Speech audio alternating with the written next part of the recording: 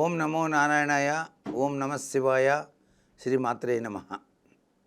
ఆంధ్రజ్యోతి సాంప్రదాయ కార్యక్రమంలో ధర్మ సందేహాలు అంశానికి స్వాగతం. బయటకు వెళ్ళేటప్పుడు ఆవు దూడ ఎదురైతే మంచి ఫలితాలు కలుగుతాయా? చాలా చక్కటి ఫలితాలే కలుగుతాయండి. గోవు అంటే ఏంటి? సాక్షాత్తు సకల ముక్కోటి దేవతా స్వరూపం కదా. గోమాత సేవ చేయటం అనేటువంటిది జన్మ సుకృత పుణ్యం. కపిల గోవును పెంచడం అనేది ఎన్నో జన్మల సుకృత పుణ్యం ఉంటేనే కానీ లభ్యపడదు. కపిల గోవు సాక్షాత్తు సురభి యొక్క గొప్పతనాన్ని ప్రసరిస్తుంది. ఆ గోవు ఇంటిలో తిరిగినా లేక ఇంటి వద్ద ఉన్నా పరమైశ్వర్యప్రదం ఆ గోవును పెంచేటువంటి వారికి అని శాస్త్రం చెబుతోంది. అటువంటి గోవు దూడ మీరు ప్రయాణమై వెళ్ళేటప్పుడు ఎదురే వస్తే అద్వితీయమైన ఐశ్వర్యవంతమైన ప్రభావాన్ని మీరు పొందుతారు. మీ పనులన్నీ కూడా నిర్విఘ్నంగా నెరవేరుతాయి. అయితే గోవులను కట్టివేసేటువంటి విధి విధానంలో పడమర దిశగా చూస్తూ ఉన్నట్టుగా గోవులను కట్టివేయటం ఇంటి వాస్తుశాస్త్రరీత్యా కూడా చాలా గొప్ప విశేషం. అంటే మీరు ఆ గోవులకు వేసేటువంటి ఆహారం పడమర వైపు ఉండేటట్టుగా వేస్తే ఆ గోవు యొక్క ముఖం పడమర వైపు ఉంటుంది, తూర్పు వైపు పుష్టభాగం వస్తుంది.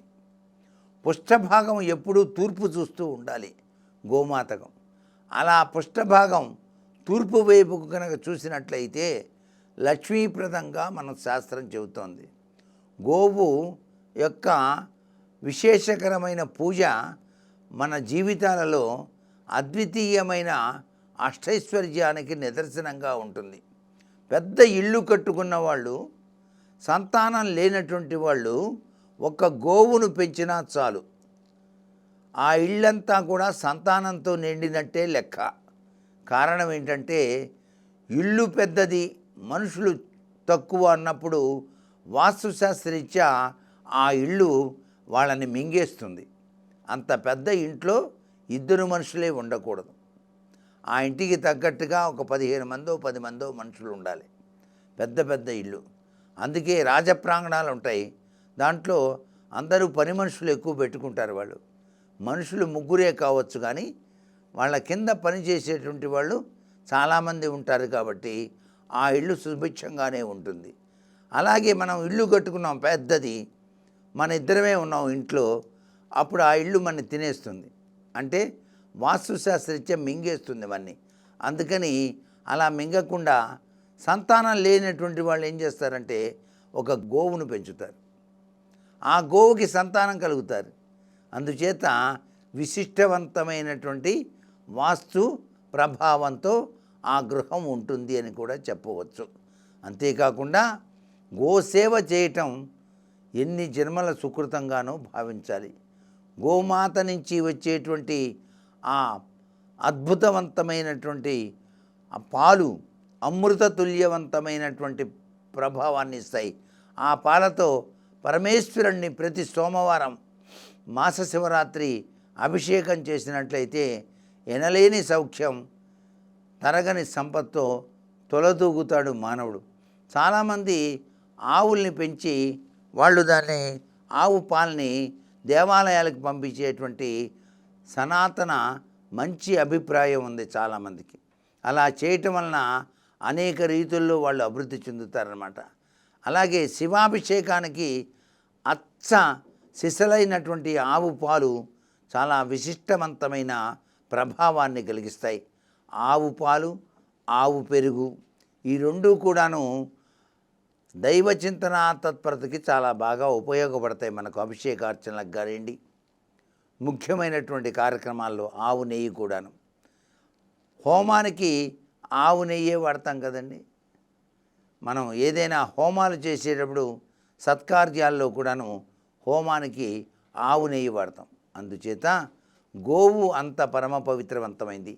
ఈ గోవు మనం ప్రయాణం చేసేటప్పుడు ఎదురు వస్తే మనకి అద్వితీయమైన ఐశ్వర్యం పడుతుంది, అదృష్టం పడుతుంది, సర్వ విధాల శ్రేయోదాయకంగా ఉంటుంది.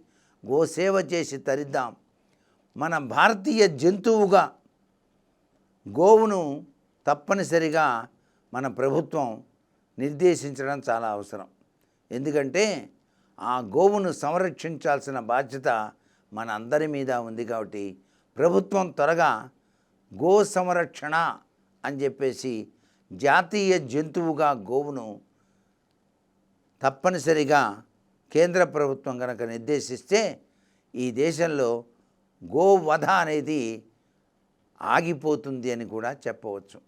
ఎందుకంటే గోవును వధిస్తే వెంటనే వాళ్ళని జైల్లో పెడతారు కాబట్టి, వాళ్ళకి పెనాల్టీ పడుతుంది కాబట్టి, అటువంటి నీచ తత్వానికి పులి స్టాప్ పెట్టాలంటే గోవును జాతీయ జంతువుగా ప్రకటించాలని చెప్పేసి మనమంతా కృషి చేయాలి.